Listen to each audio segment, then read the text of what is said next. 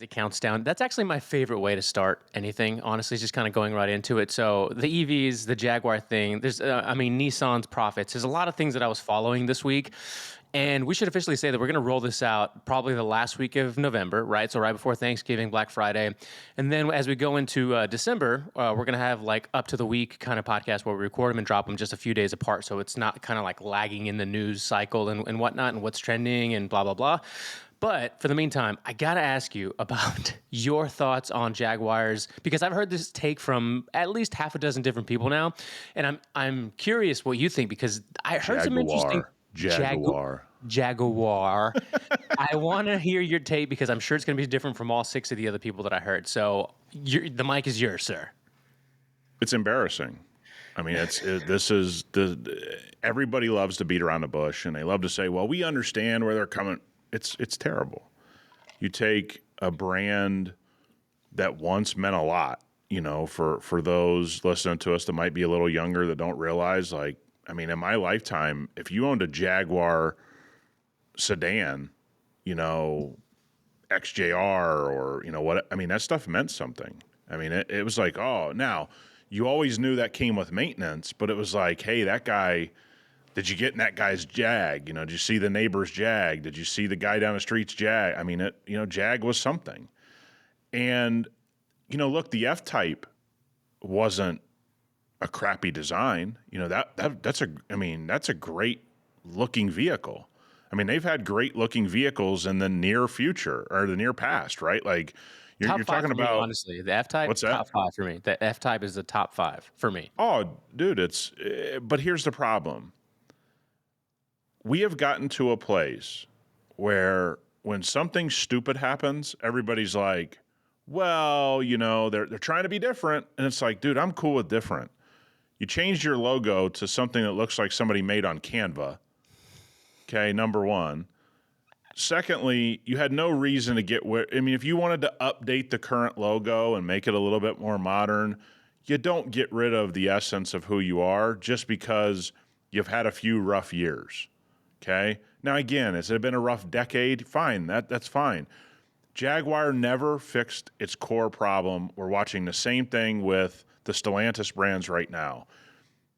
If you build great cars, people will buy them. That is the rule. Period, point blank, end of story. Look at how many people are still buying 4Runners. When they have 9 trim models and a pricing structure that makes no sense. They still sell them by the billions. What are we doing here?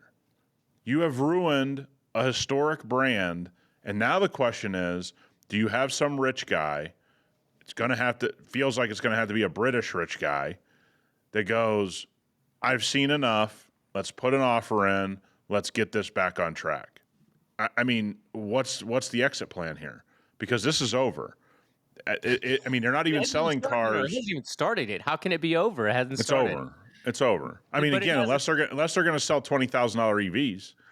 Well, because that's their only hope. If you're going to sell a $20,000 to $25,000 EV that a bunch of people buy, you can resurrect it. But if you think you're going to sell $40,000, $50,000, $60,000, $80,000, $90,000 EVs under that brand after what we just saw, you're crazy.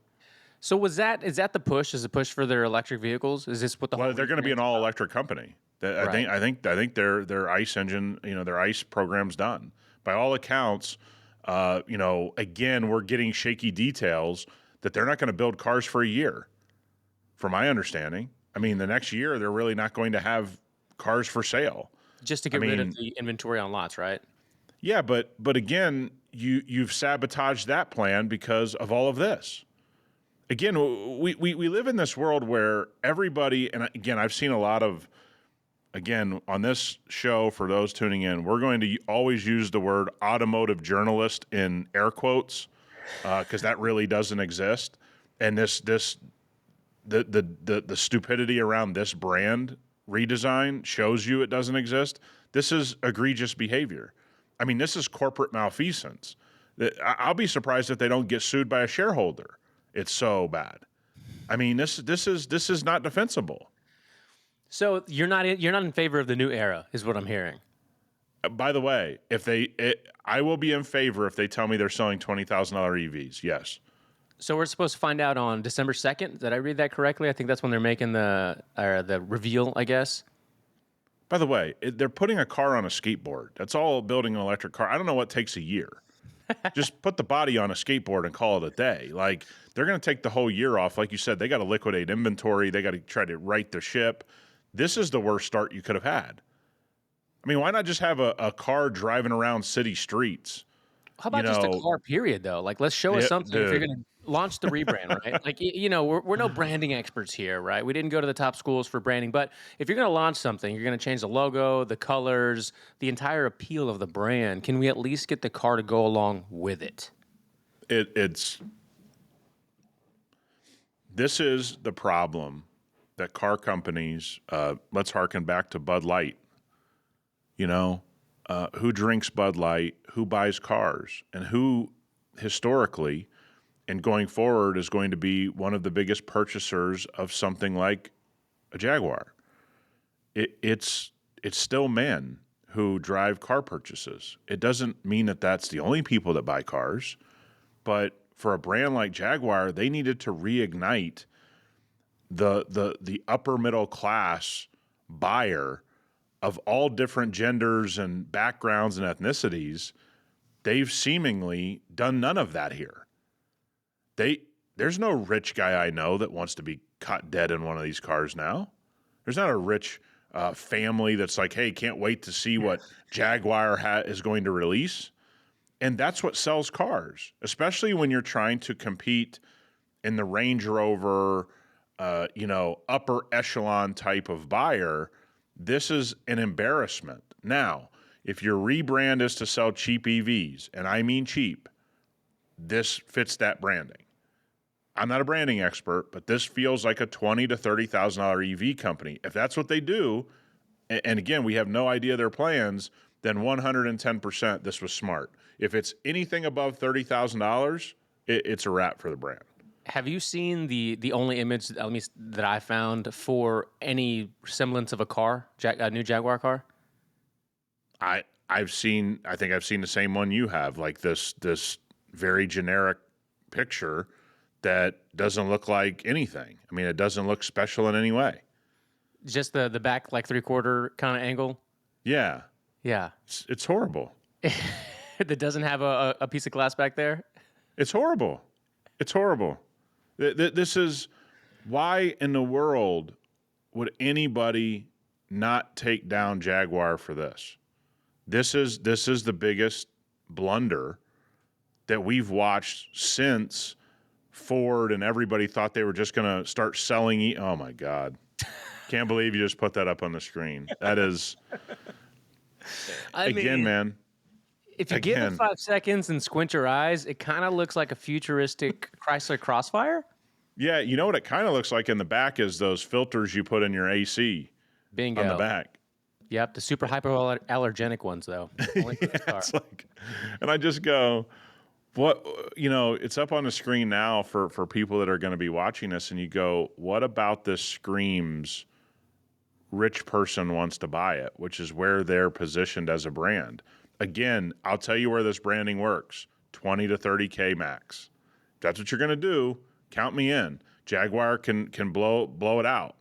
At the end of the day now, they can't charge more than $30,000 for anything that we've seen. All right. Well, let's make a little wager here. Okay. So, because we're supposed to see this in the upcoming weeks, what is the price going to start at? And is it going to look worth purchasing no matter if it's, this or anything? They're going to be anywhere from, they'll have this base model that's like 55 to 58. Most of the cars they build are going to be probably $65,000 to $85,000. That would be my guess. I don't think they have a choice. 65 to 85. Okay. Now, when you look at the cars that they have now that they're going to be liquidating, right? Or not liquidating, but they're still selling for the next year or so, their ICE cars. Are there any of those that you would consider or say, hey, if you're in the market, this is a good buy considering what's No. And it pains me to say it because again, you have some their coupes look awesome. Some of their coupe models are still very desirable. But I look at it like this, man.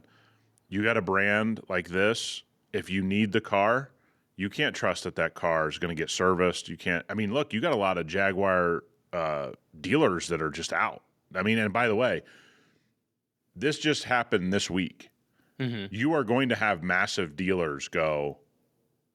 I mean, they'll go to lawsuits. They'll be like, I'm out of here. Like, you got to rip the name down. You got to reimburse me. There's going to be lawsuits from this. That's a good point. That's the part of the car business people don't ever talk about is Yeah, you're right. there's going to be massive lawsuits because this is corporate malfeasance. I mean, this is something you can't defend. You are gutting a brand that, again, I'm not saying there's a ton of dealers left because those dealers have definitely waned.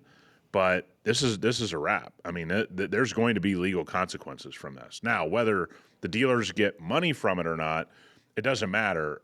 Dealer associations will sue on behalf of dealership groups and whatever.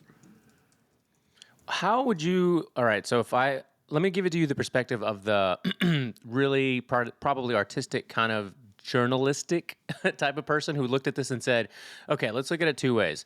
It was a bad branding ploy. It wasn't a good idea. It's out of left field. It's not the move that most people want to make. But if we all look at the recent Jake Paul, Mike Tyson event, right, who got X amount of, what was it, 60 million people to watch and, made all this money and whatnot. Can it be possible that what Jaguar's done, and this is the take of some people, in the industry, is genius because they've gotten so many people to talk about this brand. When's the last time that people have been talking about Jaguar? No, that 100%. You can defend that. The problem is you want people talking about your brand for something that looks competent. This doesn't look competent, right? Again, you can say what you want about the Jake Paul, Mike Tyson fight. The event itself was not incompetent, meaning you had good undercards, you had good atmosphere, you had good design of the ring, good design of the walk-up. The event wasn't incompetent. Now, Netflix showed some incompetence at pulling this off, but again, not to the level where you couldn't actually watch the fight. It was just kind of annoying, right? Yeah. So there's a very big difference between I want to get people talking and incompetence, okay? You're getting talked about because you're incompetent. Now, again, let me preface this. We have no pricing. If they don't build one car over $30,000, they got it. They've hit the nail on the head. They're going to get a lot of young people, a lot of people trying to start their life. Hey, here's 20 grand. We'll charge you nothing to finance it. We just want to move cars. You start telling me they're going to charge $35, $45, $60, $80,000 for one of these things. The incompetence level is insane.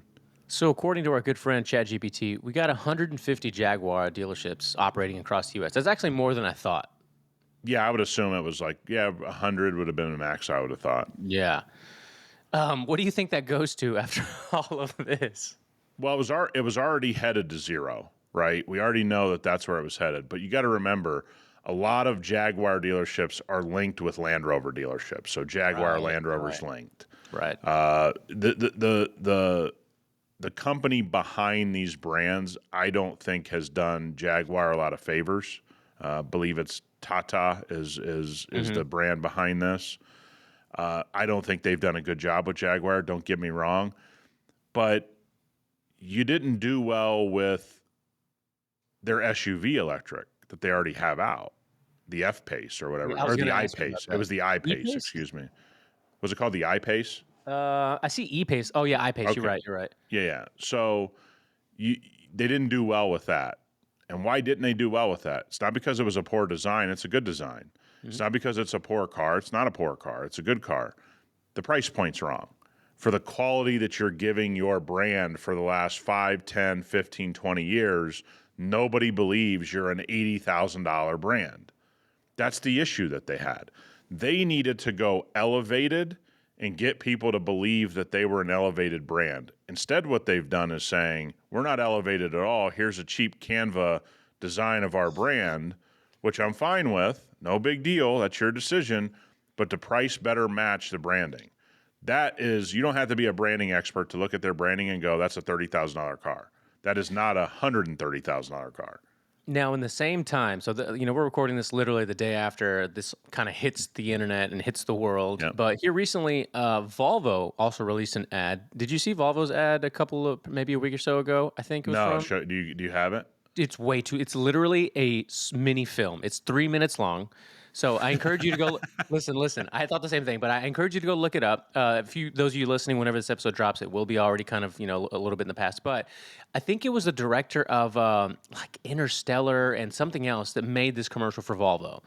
And when you watch it, and you can't believe that you sat through all 3.5 minutes of this Volvo commercial, you think to yourself, they nailed it because they tied in all these elements of just like home ownership and car ownership and family and safety, right? It wasn't like some really crazy off the wall, pitch or push. It was just great car, great quality. And to kind of spoil it for you, it's like you see like in visions of like an accident, kind of happens or they think it happens. And at Yep. the end, you see that because of the safety and the brakes and whatnot, it didn't. And it kind of just like, you're like, whoa, what just happened? Am I getting teared And up by a Volvo you go, commercial? wow, a competent, again, albeit long commercial, highlighting the things that we're great at, that we build a great car. Wow, it works. We're shocked. Dude. This is what car brands don't understand. And by the way, I don't think Volvo's done itself a lot of favors as a Volvo fan myself. Okay, I've owned Volvos in my life.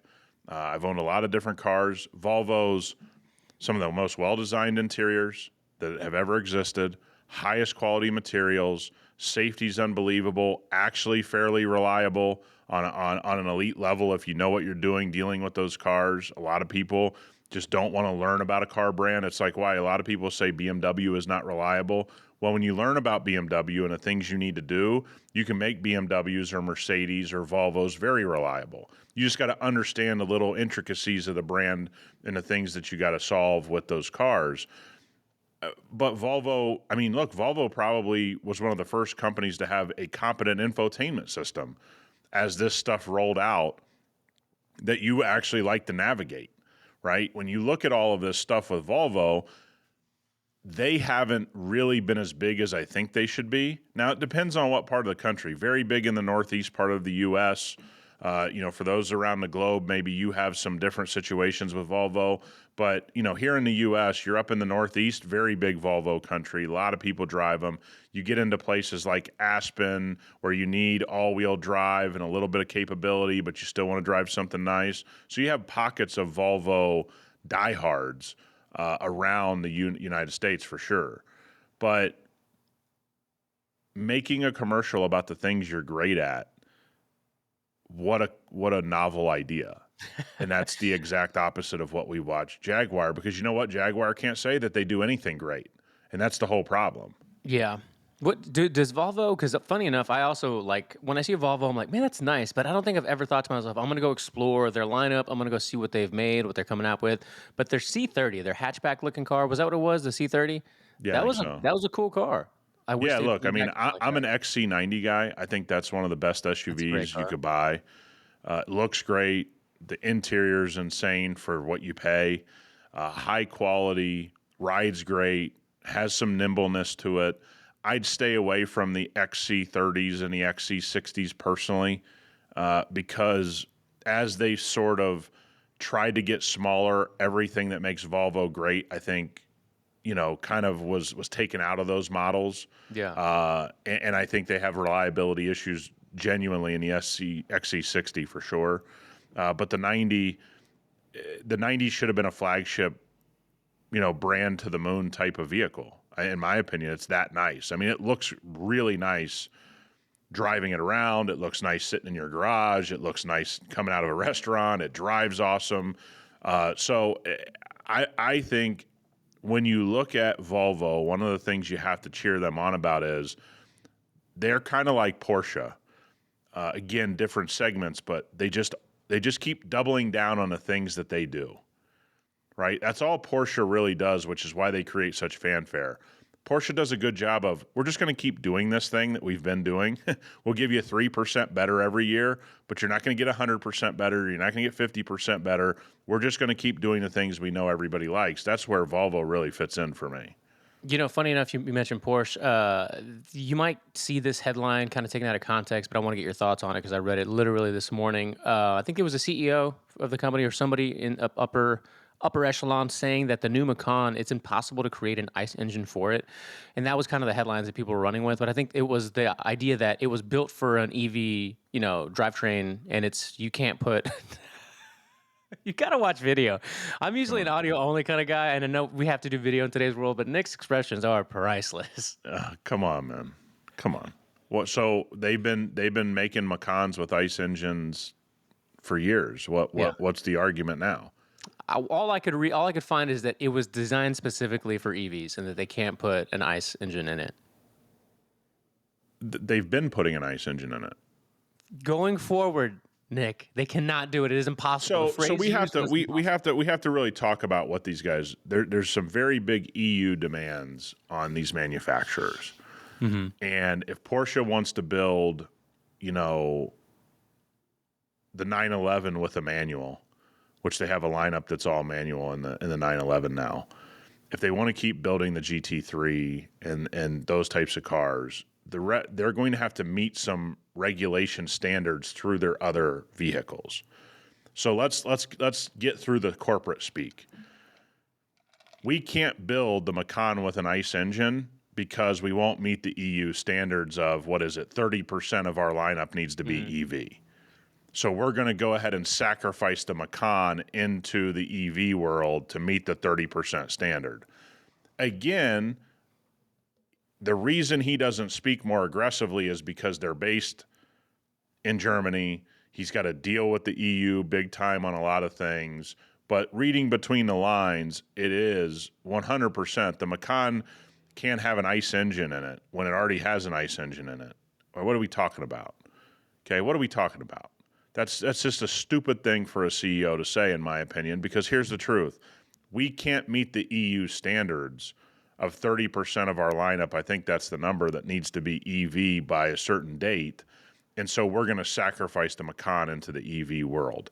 I don't know why that's not politically correct to say. Maybe he's got some kind of issue with the EU and he doesn't want to piss them off anymore. He doesn't want to place blame on them. But for all the viewers out there, if the Macan already has an internal combustion engine in it, has been sold a zillion times with an internal combustion engine, somebody walk me through how it's built for EV then. That doesn't make any sense at all. Well, looks like 2026 would be the end of the production for the ICE Macan, from what I read. And by the way, I'm not. I've driven the Macan's too small. I don't think it makes a whole lot of sense. I get that a lot of people like that size of SUV. I just rather buy a Panamera, a used Panamera at that time. More space, feels more luxurious. The Macan's always had a problem for me is I don't think it's luxurious enough.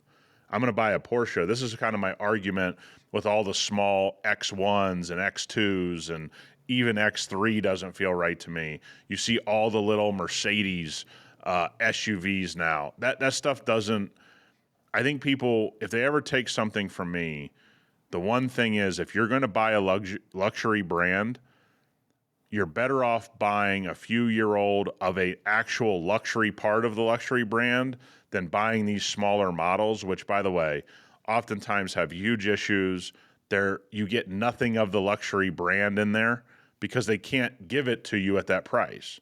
Right. So they just dumb everything down. I always make the joke about the C300 AMG. It's like, buddy, don't do that. Like, just don't do that because you're going to have AMG level problems for no AMG level fun. That doesn't make a lot of sense. All right, we've been picking on our Euro friends cars here now, but I want to shift over to some American stuff because you brought something up before the podcast. But before we get to that, I was out of town, I was visiting a couple of people doing some work related things, and I saw for the first time in person somebody bring in a Ranger Raptor into the shop that I was at. All right, and looks cool, looks awesome in my opinion. I like the Ranger. I like the older Ranger personally more. I'm just kind of an early 2000s kind of a guy when it comes to the Ranger. But it looks sweet. You get close to it, looks awesome. And then you start opening all the doors and you make your way around it. And boy, do you notice some really glaring imperfections when it comes to the paint, especially in the door jamb areas. Oh, I mean, for those that don't know, this is kind of what I've built my career on the last 25 years in the car business is car paint and detailing and those types of things. And when I look at, we take care of a lot of Bronco Raptors, a lot of glaring issues. Now, by the way, now that those are getting fairly cheap for what they are, I think it's worth taking a look at. But don't sit there and try to sell me. I've driven a bunch of Bronco Raptors. It's not that comfortable of a ride. It's not that great of a ride. Big power, cool, fun, but there's a lot of glaring issues. When you look at the Ranger, and this is my gut feeling, even going all the way up into the upper echelon of the Ranger Raptor, Ford has not nearly put the money into that program that they should have. The Ranger as a whole, the Maverick as a whole, I think that's a huge, huge hole in their corporate structure, is not really building those trucks to the level that they should be, because I think they could sell a zillion of them. Yeah. And they can't keep up with production now. So what you're seeing corners being cut because the money hasn't been invested into those programs the way that it should. The Ranger Raptor should be an awesome truck. It should be something they charge fairly for, that they get to make money on. It should be a huge money maker for them. It should be a great vehicle for somebody to buy. But when you don't want to spray door jams properly and you don't want to paint the car properly, I think it just shows maybe you're not as committed to that part of your brand as you should be. Is it a $55,000 vehicle? Yeah, it probably is if they get the bugs worked out, right? It's probably, I would say I'd love it a lot more at 48. And I get what people think as they go, Nick, it's $7,000. What's the difference? That's $7,000 when you're everything sub $100,000.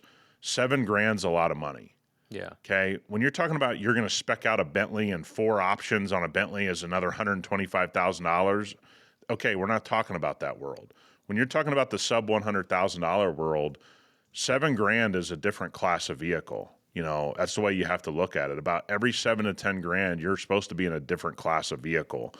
And right now, with some of the issues we've seen a couple Ranger Raptors. I like them a lot. I think there's some quality control issues that probably push it more to a $45,000 experience than a $55,000 experience. But if you need a truck, you want something fun, you want something rowdy, you don't want to go full Raptor, which, by the way, for everybody that doesn't know, I'm on the hunt for a Raptor. Hey, I'm on the are hunt you? for a Raptor. What are you looking I could share. I don't know if we're here to share funny stories from the dealership, yeah. but we can definitely do that. So here's the deal. I'm on the hunt for a Raptor. For everybody that doesn't know, I buy lots of cars for lots of different people. I'm in charge of buying for car collections and whatever. So I have this old Dodge that's been a mile eater for me. It's over. The shop Howard, it's truck or your over. daily?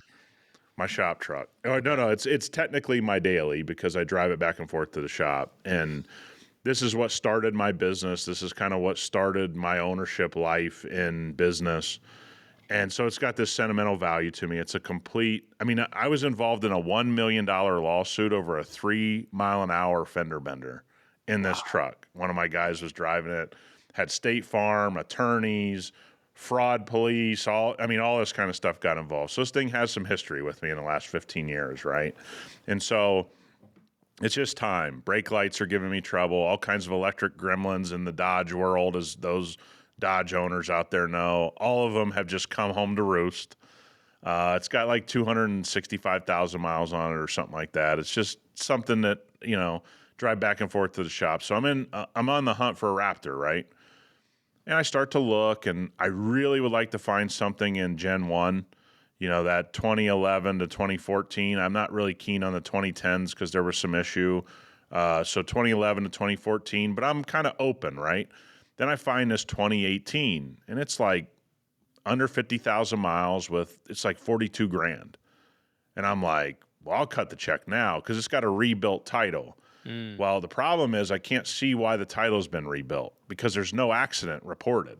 And so I call this dealership down in Florida. First of all, this dealership down in Florida has a call center overseas answering the phones and directing your call. Okay, already a big red flag. Red flag. Red flag. Okay, then I get on the phone with a sales rep finally, and I'm like, "Hey, man, would you like the lot number?" He's like, "What's that?" I go, "The number you guys have it listed on your lot. Would you like that number?" And he's like, I said, "Is there someone else that's maybe not new to this that I could talk to? Because this truck has some issues I need." He goes, "Yeah, let me get somebody." So the next guy gets on the phone. And I go, he pulls it up. He goes, "Yeah, I see it." I go, "Well, you guys have it listed as a rebuilt title. I don't see an accident on the report. Can you please tell me why the title was rebuilt while it was in your hands, by the way? I can see that it was rebuilt at your dealership." He goes, "Yeah, that's strange." I'm like, "My guy." I mean, at this point, I'm like, "Sir, I don't need to hear that that's strange. Can you tell me why the title's been rebuilt? Because there's certain reasons I wouldn't be able to title it in Nevada if there are certain reasons, right? Like they'll just say, 'Hey, you can't title it here.' So I don't want to buy a truck that I can't drive." Yeah. And I'm like, "Hey, I need to know exactly why this title's been rebuilt. This truck's in great shape, no wreck, no nothing, and it's an incredible price." So I get a call from the manager. He goes, "Yeah, we found out the truck got stolen with the last owner and he never reported it. And so when we went to title it, the DMV gave us, and so the store," and I go, "Bud, this can't be the story." I said, "What's the story?" He goes, "That's what happened." He goes, "The reason we had to rebuild it is he kept driving it without telling his insurance that he got the truck back. And then the insurance had thought it was stolen the whole time. So maybe the guy got paid out and then kept driving the truck."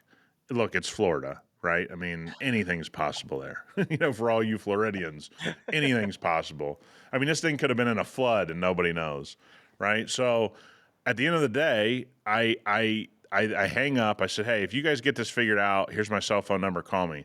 I got 5 more phone calls with people trying to sell me that Raptor because the call center put it in their system and it looked like I didn't talk to anybody. Dude, it was a complete nightmare. I ended up buying the truck, but the truck's still available. I still just need to see the paperwork that it's a properly rebuilt title, and I'll give them an offer. But, buddy, what a nightmare. Oh my God. But so, oh no, it just seems so sketchy. Like there was 2 or 3 red flags just in that story. Like, do you even want to put yourself through that potential headache? But here's the deal. That's where I've made my money. All right. All right. You're the expert here, right? Yeah, for people that don't know, I've bought and sold a lot of these types of vehicles, and being able to read through the red tape, what's real, what's not, that's kind of the skill. And you look at it, let me give people my philosophy. Let's just say I was able to get them to a flat 40 grand, right? I said, "Hey, I'm going to pay you $40,000. I'm going to wire you the money. Here you go," right? The positive is for that truck, that spec of that Raptor, that's probably a $52,000 vehicle. I'm already $12,000 to the positive, and people will go, "Well, it's got a rebuilt title." Yeah, but if you sell privately and you know how to sell privately, I'm still $12,000 ahead because there's nothing negative on the report, and I can show it's not been in an accident. People can go have it inspected. So I'll find a way to get another $5,000 to $7,000 out of the sale. So if I bought it for 40, let's say I didn't sell it for 52, I sold it for 47. I'm 7,000 in the positive at the bare minimum. Now that's not the plan with the vehicle, but that I don't turn that off. So when I hunt cars, it's very different when you're hunting collective cars, collection cars. Those guys want the car they want. They want it. They want you to handle the pricing. They're not going to try to beat somebody up. They want what they want. For guys like me, I'm in the business of cars. I'm not going to overpay for a car. That's not going to happen. Like, it's just not in my DNA to go out there and go, this is what I want. Here's an extra 10 grand. Like the CT5V, manual that came out. When they were trying to hit everybody, that's the last car I was going to buy. That's the last new car I was interested in buying. I had a relationship here in Vegas, call the Cadillac dealership. The manager goes, "Dude, I've known you for 15 years. I cannot help you on this. You're going to pay 25 over sticker." And it's like, no, I'm not doing that. Now, if you'd have paid sticker on those, you're largely driving that car for free for 2 or 3 years because you can sell it back for just around what you paid for it, but you're not getting that 25 grand back. That's Yeah. not going to happen. So I can't, my mind in this business doesn't work that way. Right, right. That's a crazy story. I don't have nearly as crazy of a story. I will say, Nick knows this. I'm a Volkswagen Audi freak, and I love Golfs and hatchbacks in particular. And I'm always looking for 2019 or 2018 or 19 Golf Rs because they have the longer warranty from when the whole Dieselgate thing happened. So they have better warranties than some of the new 23, 24 Volkswagen. So they're cool cars. There's not a ton of them for sale, at least that aren't already 3, 4, 5 owners in with at least 1 or 2 accidents. Yep. So I found one, single owner, low miles, like 28,000 miles. It was at funny enough, it was at a Land Rover Jaguar dealership. Oh, I'm So I sure they got it. They got to make a sale. so I call and hey, do you guys still have this, vehicle available? And like, oh yeah, let me look. And like, yeah, sure enough, it's available. Let me go put my hands on it, and I'll call you back. I go, yeah, send me some pictures too, please, because I only had like a stock photo on the website. I was like, all right, great. 3 minutes later, text me. He's like, yeah, that car has a bad engine. It's going to auction. I said, okay, that's weird. Like, you just listed it literally 3 days ago. Like, what's going on here? Yeah, I don't know. Somebody definitely shouldn't have listed that. Hey, but we have 3 more in our system across the country with our network, our dealership network. Let me email them to you. I told him what I wanted. And he proceeds to send me 3 old, like 13 or 14, 15, something like that, 15, 16 cars. And I was like, that's not what I'm looking for, but I appreciate it. And he called me back again after that. And I was like, I'm not interested in anything else. Maybe he wanted to sell me Yeah. a Jag. And here's the thing. I'm 100% in for aggressive and people trying to make a living. One of the issues that's always existed in the dealership world, and I think a lot of our listeners can probably, get down with this and say I've had a similar experience. Listening is not a high priority at these dealerships. Yeah. They don't listen. They don't understand that. And look, dealerships are not equipped to deal with an enthusiast. That's number one. They're not equipped at all. That's why I think I had a chance to buy into what you would call like a boutique dealership years ago. It didn't go through, still deal with those guys today.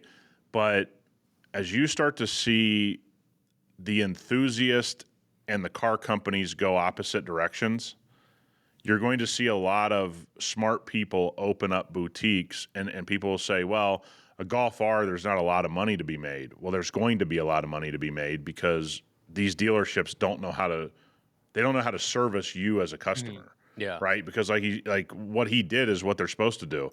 Here's a 2012, here's a 2015. It's like, no, Right. man, I literally said I'm on the hunt for these 2 years. Yeah. Do not send me. But it doesn't register in there because they think they just need to sell somebody. It's like, I'm already Right. sold. I'm sold, dude. If you find a good 2018, 2019, give me a wrap. I'll buy the car from you, right? It's Right. like, but they're not equipped for that. So I think you're going to see a lot more boutique dealerships that deal directly to, you got guys that do just strictly BMWs out there. You got guys that are, Lambo specialists or Ferrari specialists. I think there's going to be a lot more enthusiast type dealerships that, again, maybe only carry an inventory of 5 to 10 cars, but they'll go on the hunt for you. And that's kind of what I do, right? I mean, my customers, that's what they do. They go, hey, I'm looking for ... go find it. And I got a guy right now looking for a 1950s Chevy pickup, and it looks like I'm going to Barrett Jackson, Scottsdale, as a representative for him. Now, again, this is all paid, and he'll pay for the trip and whatever, but he's a guy that's like, I know what I want. I want these exact years. I want this exact thing. And I think that model is going to lend itself to these boutique dealerships. Again, you'd have to be in a bigger city, not the biggest city in the world, but you have to still be in a Houston. You could do it in an Austin type town, near you, but it'd be hard to do it in like Wichita, right? That's Right. maybe a little too small. So I think you'll see more of these boutique dealerships popping up.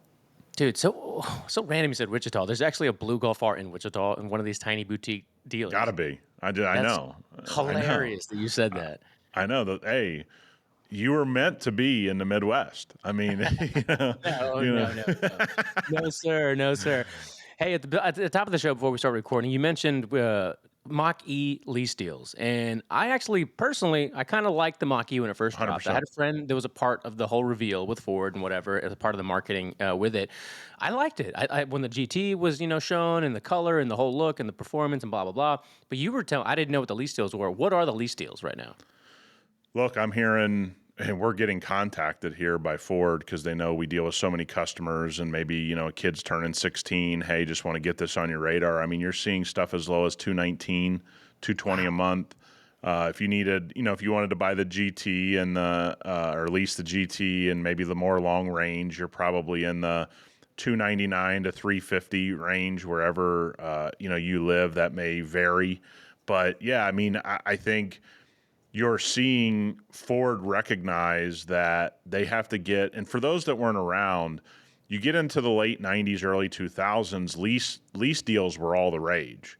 That's really when leasing took its first real big leap into the world. And then you got the tax benefits, right? If you own a business and you lease a car, you get the full write off. So I think you're going to see lease deals feel like the only way to kind of buoy the EV market. It seems like the only way. The problem is, for those that don't understand a lease, all you're really doing is you're paying down the depreciation, right? You're Right. just financing the depreciation, and that's what they're calculating. The problem is, what if they're wrong and they go to sell that car at auction and they are $10,000 off as a corporation or as a dealership in these markets, which I think is what they're going to find. I Hmm. don't think they're going to find that all the depreciation got leased out. I think what they're going to find is we can't resell them. We're stuck So like Chuck. yeah, you may not see that really come home to roost. Again, most of these deals are leases are 3 years, 10,000 mile a year leases. Hmm. I think what people don't understand, 30,000 mile, you've paid what? Let's just say $300 a month. You've paid down roughly what? $11,000 in negative equity. Let's just bump that up to 15 grand. Are you going to be able to take a 45 or $50,000 Mach-E and resell it 3 years from now for 35 grand? I don't think you're going to be able to do that. And That's that's tough. that's what they're No. banking on. So it's a matter of, are they calculating the depreciation properly? Now, what they could do as manufacturers, if they believe in their technology, is saying, if you buy this vehicle from a reputable dealership and it's Ford certified, we're going to give you another 3-year manufacturer warranty.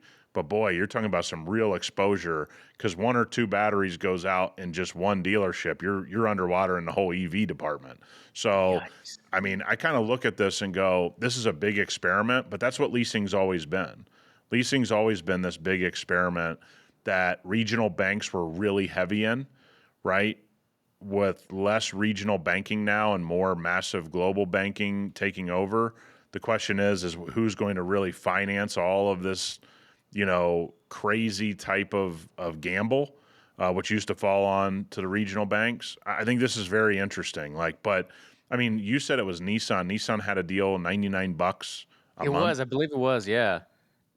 Let's see. So, but again, I'll tell people my Mach-E story. During COVID, we were looking for a family car. They couldn't build Mach-E's at the time fast enough, or I would have owned I would have owned a Mach-E. I think it's the best electric SUV at that price point. I like it. I mean, I think they did a great job with it. So this isn't like an anti-EV thing. It's just you and I know the realities around it, and you and I know exactly what people are facing. And now you're going to say we're going to finance the depreciation, which is what a lease is again, and then we're going to be able to sell this thing for $32,000 to $35,000. You can buy Tesla Model S's. I said this on one of the things we Mhm. recorded recently. Model S's are getting to the point on the used market. It's like you can't help but buy one. I mean, you're taking a risk that it might fry itself. I just had a Tesla at the dealership. They had to replace the whole battery. It's only a year old. Whole battery fried itself. So the Nissan, that's crazy. That's insane. Yeah, I'll share this a million times on this. I had one of the first Taycans in the U.S. It bricked itself at a light. Bricked itself at a light. So it was Which, about 15 days old, I think. And oh, then, yeah, so we took it to the dealership. I'll never forget it as long as I live. The general manager and the service manager looked at me and go, "We got no way to work on it. We'll just get you a new one." And I go, "How are you going to get me a new one? Everybody's been waiting." They go, "We'll just bump the allocation." So then they ended Wow. up taking the allocation from a guy that I knew loosely. He was complaining to me. He goes, "Do you know how to get it?" I said, "I took your allocation." One of my customers. I can't help you on this. So it was a small world in Taycan world at that time. But yeah, we've Needless had to say, all no kinds longer of. was a customer of yours. He just went another direction. No, he was more of like a friend customer. Yeah, he was cool with it. I just told him, I said, "Look, this is a very important customer in town, a guy that everyone would know. It was his kid's 16th birthday present. I got news for you. They were going to take care of him. Like, It's hey, that." Papa needs his car. I'm gonna need you to just Well, hold your also horses. his dad has about 300 million social media followers. So, Okay, all right, yeah, yeah. Porsche wasn't gonna Porsche wasn't gonna screw that up. Dude, that's crazy. So that, by the way, that lease deal was indeed Nissan, and it was, from what I read, and I'm reading here, it was like Colorado specific, or at least that area specific, and in your favorite place, Reddit, which is where you love to explore and read people's commentary. There's stories of trying to find this $99 a month lease deal, nowhere to be found. Everybody had hidden fees, and then this individual ended up picking up a 2023 S, 10,000 mile year. 1140 initial payment, including the first $76 a month, including $5,000 damage waiver. He said it was an unbelievable deal. That doesn't even sound real. 76 bucks? I mean, here's what I'll tell you, man. People have no idea how crazy the leasing world can get. You'll see there's a lot of YouTube channels out there about leasing, hacking, and all Hmm. that kind of stuff. Yeah. And it's been around for 2 decades that I can remember, at least, people hacking leases and things like that. I'll say this as far as anybody wants to believe me. Manufacturers have no idea how they're going to make money on EVs. So you are going to see a ton of creativity around the financing of EVs across all brands, and it's only going to amp up as these companies go deeper and deeper into the EV. Just remember, we're sitting here, it's November 22nd of 2024. There is not a company out there that is sure about how they're going to make money on EVs long term. They don't know how they're going to do it. And if anybody tells you they know whatever, you can listen to every CEO around the globe. When they slip up and tell you they don't have the business model figured out, because there's no parts support, there's no this long tail of making money on every vehicle on the road. We got to make a ton of money on the car up front. And oh, by the way, the battery technology is so expensive, we can't figure out how to make money on up front. How the hell are they going to make money on this? And if they don't make money, you get things like Jaguar, where we're all questioning what is going on with the brand. And I think that's where you kind of end all of this, is like, dude, I'm pro EV. I'm happy they exist. They're a great experience. I'm just realistic about them. That's the very big difference between these guys that have made it like some type of religion for them in the media. It's not a religion for me. This is a freaking business. And it's a business that I've made money in for 25 years. Most of the people talking about the EV technology have never made a nickel in the car business. They've never made a nickel. They'll never make a nickel off the car business because they're not good enough at it, right? They mostly lose money in the car business, and that's on their own cars. They don't have any idea what's going on. Jaguar has to make money, right? And when they don't make money, you get things like this. And again, even Tesla has struggled to prove the model of EV like long term. They're into solar, and they're into this, and they're into that, and they wouldn't do that if they were making all this money off their cars. They just Well, way wouldn't to do bring it that. way to bring it around full circle, because although I'm not going to buy a Jag, and I'm also probably not going to go back and buy an old one. I still like the F Type, like I said, but now they got me in. What they did do is they got me in to just follow this journey, their story of theirs, 100%. see how it unfolds. I cannot wait to be able to witness it and talk about it on the podcast and make a ton of viral clips of Nick just talking his shit about the brand. That's what I'm waiting for. Hey, if any car brands want us to do a Canva redesign, I promise we'll charge a lot less than whatever you were charged for this Jaguar Canva redesign. Well, look, we're going to be recording the following episode after this post Thanksgiving. So you have a great Thanksgiving. All the listeners, these are going to drop essentially in December. So you're going to have a very merry December and Christmas holiday season, because you're going to get 3, 4, 5 Clutch Culture podcasts before we ring in the new year with up to date stuff. So that's all I got. What's on your end, man? That's it, man. What a fun time to end the year. Usually it's pretty boring in the car business, and Jaguar helped us all out here. Yes. All right, brother. You have a great holiday, and we'll see you soon. All right, guys.